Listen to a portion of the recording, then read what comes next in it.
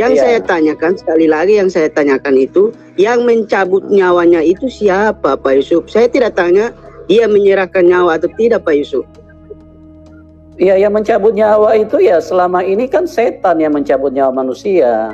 Oh, berarti Yesus mati di kayu salib itu yang cabut nyawanya Yesus itu setan juga ya? Saya masuk Islam. Ya, setelah masuk Karena Islam. saya cinta sama Yesus. Yesus itu pas saya baca di Alkitab dia bukan Tuhan, dia Nabi. Assalamualaikum warahmatullahi wabarakatuh. Selamat datang di channel Dodi Sefriadi. Yang baru mampir langsung aja klik tombol subscribe di bawah dan juga loncengnya biar nggak ketinggalan video berikutnya yang akan saya upload di channel ini. Teman-teman, kali ini saya mau mereaction lagi sebuah video yang belakangan ini beredar di sosial media, tapi sepertinya ini video lama, teman-teman. Terlihat ada seorang pemuka agama dari agama sebelah menantang-nantang umat Islam untuk menunjukkan kelebihan Nabi Muhammad, bahkan kelebihan Allah juga ditantang apa kelebihannya, dan juga menantang kelebihan Al-Quran itu apa. Coba kita simak aja videonya ya. Perhatikan di layar teman-teman, ini ada videonya ya, tapi musiknya ini agak kebesaran gitu, namun ya masih kedengaran lah suaranya. Coba langsung aja saya putarkan ya. Tapi ini loh Injil ya teman-teman. Untuk mengenal Tuhan yang benar itu sangat mudah. Ini loh Tuhan yang benar hanya membolehkan manusia punya pasangan satu. Kembali ke Taman Eden ya. Di situ disediakan Hawa itu hanya satu, perempuan hanya satu yang punya jurus dari hari ke hari, dari minggu ke minggu, bulan ke bulan, tahun ke tahun. Tidak ada kelebihan yang kalian bisa tunjukkan. Coba tunjukkan dulu kelebihannya Muhammad itu apa. Tunjukkan dulu lah. Ya, Al-Quran itu kelebihannya apa. Ya, katanya kita penyempurna, tapi masih perlu didukung hadis, perlu didukung kitab kuning, kitab gundul, fikih. Ya, coba tunjukkanlah kelebihan-kelebihannya. Siapa tahu dengan kalian bisa mengutarakan kelebihan fikih itu ini 1, 2, 3, 4. Kelebihan hadis itu 1, 2, 3, 4, 5 ya. Kelebihan Allah SWT itu 1, 2, 3, 4, 5, 6, 7, 8, 9, 10. Ini loh, mau percaya nggak sama Allah SWT? Ini loh kelebihan-kelebihan. Oke, itu tadi videonya. Musiknya terlalu besar ya guys ya, jadi agak gak kedengaran gitu suaranya. Namun kita udah bisa menangkap apa yang disampaikan oleh Bapak Pendeta ini atau pemuka agama ini. Yang jelas dia meminta untuk ditunjukkan kelebihan Allah, kelebihan Nabi Muhammad, dan juga mempertanyakan kenapa Al-Quran masih perlu kitab gitu ya, kitab-kitab kuning gitu. Ini juga sudah banyak diberitakan oleh media. Di sini ada sebuah berita. Yang ini guys ya. Nah, di sini ada sebuah berita dengan judul "Tantang Umat Islam, Pendeta Yusuf Manubulu tunjukkan kelebihan Nabi Muhammad." Wah, di sini ada ulasannya ya. Coba saya bacakan aja dulu beritanya. Oke, ini beredar video Pendeta Yusuf Manubulu menantang umat Islam untuk menunjukkan kelebihan Nabi Muhammad Shallallahu Alaihi Wasallam maupun Al-Quran dan hadis. Video Pendeta Yusuf Manubulu tantang umat Islam untuk menunjukkan kelebihan Nabi Muhammad itu awalnya diunggah kanal YouTube Bamtri Channel. Oh, dari Bamtri Channel ya. Seperti dilihat pada Kamis tanggal 24 Maret tahun 2022 dalam video berjudul "Ketika si Oncop Reaction Mu'alaf Apa yang Terjadi", itu tampak Yusuf Manubulu meminta kepada umat Islam untuk menunjukkan kelebihan Rasulullah Shallallahu Alaihi Wasallam. Coba tunjukkan dulu kelebihannya Muhammad itu apa, tunjukkan dulu ya, ujar Pendeta Yusuf Manubulu. Selain Nabi Muhammad, Yusuf juga menantang Muslim menunjukkan kelebihan hadis dan kitab suci Al-Quran. Al-Quran itu kelebihannya apa? Katanya kitab penyempurna, tapi perlu didukung hadis. Kitab kuning, kitab gundul, fikih, tuturnya.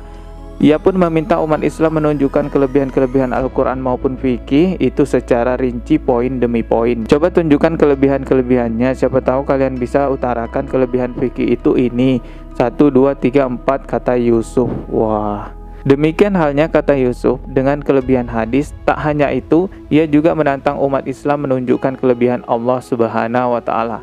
Kelebihan hadis itu 1, 2, 3, 4, 5. Kelebihan Allah Subhanahu wa Ta'ala itu 1, 2, 3, 4, 5. Ini loh, mau percaya dengan Allah Subhanahu wa Ta'ala, Ini loh kelebihan-kelebihannya, ucapnya. Lebih lanjut, Pendeta Yusuf Manobulu pun menyebut kelebihan Tuhan Yesus dibandingkan Nabi umat Islam Muhammad Sallallahu Alaihi Wasallam. Tunjukkan dulu kelebihannya apa. Ini loh kelebihannya Muhammad. Kalau Tuhan Yesus itu jelas, dia tidak kawin, dia manusia suci, manusia kudus, ujarnya. Kalau ditanya kelebihannya Allah mana, nggak usah jauh-jauh. Di diri kita aja ada kelebihan Allah yang tidak bisa disaingi oleh pihak manapun, oleh manusia manapun, apalagi manusia ya, yaitu nyawa, teman-teman. Sampai sekarang nggak ada yang bisa menciptakan nyawa.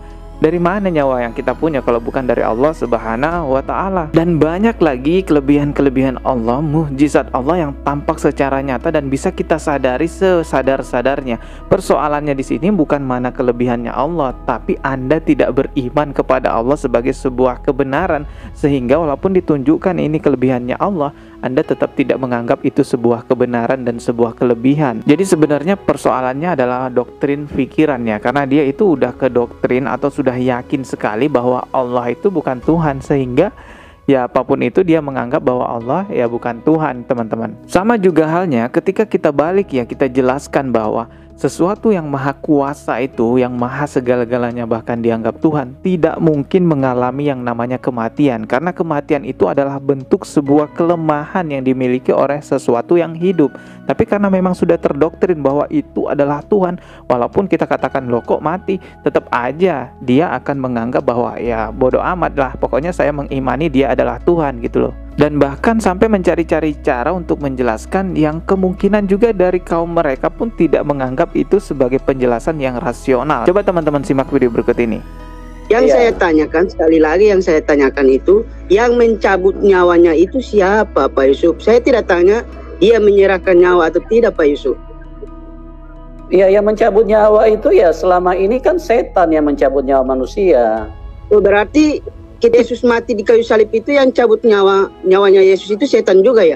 Saya tidak akan fokus kepada perdebatan video tadi itu ya. Itu kepercayaan mereka yang menganggap bahwa kematian adalah produknya iblis dan lain-lainnya. Di sini saya hanya ingin menunjukkan bahwa orang yang sudah yakin terhadap apa yang dia yakini, benar-benar yakin gitu ya, orang itu akan mencari cara bagaimanapun caranya untuk membenarkan apa yang dia yakini. Tapi sebenarnya teman-teman, tidak semuanya juga seperti itu.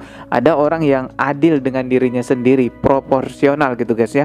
Benar ya dia bilang benar, salah yang dia bilang salah. Sehingga ketika dia menemukan kejanggalan di agamanya, ya dia pindah agama dari agama sebelumnya gitu guys ya. Atau kita sering lihat juga ya, orang-orang yang menjadi mu'alaf karena menyadari di agama sebelumnya ternyata bukanlah agama yang benar. Dia meyakini bahwa oh inilah Islam, agama yang benar. Saya masuk Islam ya, setelah masuk karena Islam saya cinta sama Yesus. Yesus itu pas saya baca di Alkitab dia bukan Tuhan, dia nabi dan rasul. Dia nabi dan rasul, Bu, bukan Tuhan. Iya. Terus habis itu saya kecintaan sama Yesus Kristus. Yesus suruh saya beriman kepada Rasulullah, Nabi Muhammad, nabi yang terakhir. Bahkan semua rasul itu agamanya itu Islam. Semua nabi dan rasul menyembah Allah Subhanahu wa Ta'ala. Dan Yesus Kristus itu agamanya yang pasti Islam. Bahkan dulu saya pernah menghina jilbab dan cadar. Waktu dulu ini ada nih, saya pikir orang yang pakai jilbab dan pakai cadar itu nggak modern dan lain sebagainya. Kok panas-panas masih bisa pakai jilbab, pakai cadar apa segala macam. Kan Indonesia atau negara Asia Tenggara yang lain kan tropis iklimnya. Kok pakai cadar apa segala macam. Dulu saya belum mengerti negara-negara Arab dan lain sebagainya ya. Terus habis itu nggak lama terus ternyata saya baca di Alkitab lagi, Yesus Kristus punya ibu namanya Bunda Maria. Dia bercadar. Dia pakai nih, kok pakai cadar. Bayangin, dia nggak disalib dan lain sebagainya. Dan hanya diutus untuk di mahkotanya itu tertulis pasti dari salib itu namanya Petrus, namanya Yesus itu dituliskan INRI, inilah yang raja orang Yahudi. Dan hanya untuk Bani Israel, orang Palestina pada zaman itu, nggak untuk semua umat. Hanya untuk semua umat itu Rasulullah doang, Nabi Muhammad. Bener. Makanya saya masuk agama Islam, langsung beriman dan Nabi Muhammad dan masuk agama Islam. Masya Allah teman-teman, Allah Maha tahu mana yang akan dibukakan pintu hatinya, mana yang akan tetap ditutup rapat-rapat pintu hatinya. Tapi pada dasarnya sebenarnya teman-teman, orang yang benar-benar mencari sebuah kebenaran itu pasti akan dibukakan jalan oleh Allah Subhanahu wa Ta'ala. Jika Ia yang Maha Kuasa, katakanlah Ia yang Maha Kuasa. Tapi kalau Dia punya kelemahan, ya jangan katakan Dia yang Maha Kuasa, karena yang Maha Kuasa tidak punya kelemahan setitik pun. Mengenai pertanyaan apa kelebihan Al-Quran, sebenarnya ini bukan pertanyaan yang wah gitu ya, membuat orang Islam itu bingung untuk menjawabnya. Apa ya, bukan teman-teman. Ini pertanyaan bukan pertanyaan yang akademisi lah ya, karena mudah sekali untuk menjawabnya. Dan terlihat di zaman sekarang banyak sekali hal-hal yang tercatat di dalam Al-Quran itu ternyata terbukti kebenarannya, baik itu dari sisi sains ataupun kesehatan dan lain-lainnya. Atau gampangnya gini aja, coba lihat dari agama lain, ada nggak yang bisa hafal kitabnya? Kalau di Islam, Al-Quran itu anak-anak aja ada yang sudah menghafalnya. 30 juz itu dihafal beserta tafsir dan penjelasannya, dan metode penghafalannya itu diriwayatkan secara mutawatir. Ini juga yang menjadi bukti bahwa Al-Quran itu terjaga kemurniannya. Nah, ini adalah salah satu kelebihan Al-Quran yang tidak dimiliki dari kitab-kitab agama lain gitu guys ya. Bahkan dari kitab agama lain kita tahu ada perjanjian baru, ada perjanjian lama, yang mana terkadang perjanjian baru dan perjanjian lama itu tidak sama gitu ya. Dan bahkan juga orang-orang yang dianggap pemuka agama tinggi sekali ya di agama sebelah itu belum tentu juga hafal dengan kitab-kitabnya gitu ya. Lalu kenapa Al-Quran butuh penafsiran, kitab kuning dan lain-lainnya? Ya, saya rasa ini bukan hanya di Al-Quran, tapi dari kitab-kitab mereka juga ada yang membutuhkan penafsiran karena memang menggunakan bahasa-bahasa kiasan. Dan di Al-Quran itu sangat dijaga kemurniannya sehingga orang tidak boleh menafsirkan sesuka pikirannya. Orang boleh menjelaskan tafsir berdasarkan apa yang sudah dijelaskan oleh para ulama, dan itu diriwayatkan secara turun-temurun untuk menjaga kemurnian Al-Quran. Tapi ya seperti apa yang saya katakan tadi, bahwa apapun yang kita jelaskan tentang Islam, tentang Allah, tentang Al-Quran, kalau memang di pikirannya adalah penolakan, ya sudah akan ditolak penjelasan kita. Dan di sini gunakanlah hati nurani kita semua untuk memilih Tuhan yang benar-benar Tuhan gitu ya, nggak punya kelemahan. Oke teman-teman, selamat menyambut kedatangan bulan suci Ramadan. Ini udah nggak lama lagi. Saya mohon maaf lahir dan batin jika ada kata yang salah dari saya. Jika teman-teman sudah klik tombol subscribe dan juga loncengnya, kita akan bertemu lagi di video berikutnya. Sekian dari saya. Wassalamualaikum warahmatullahi wabarakatuh.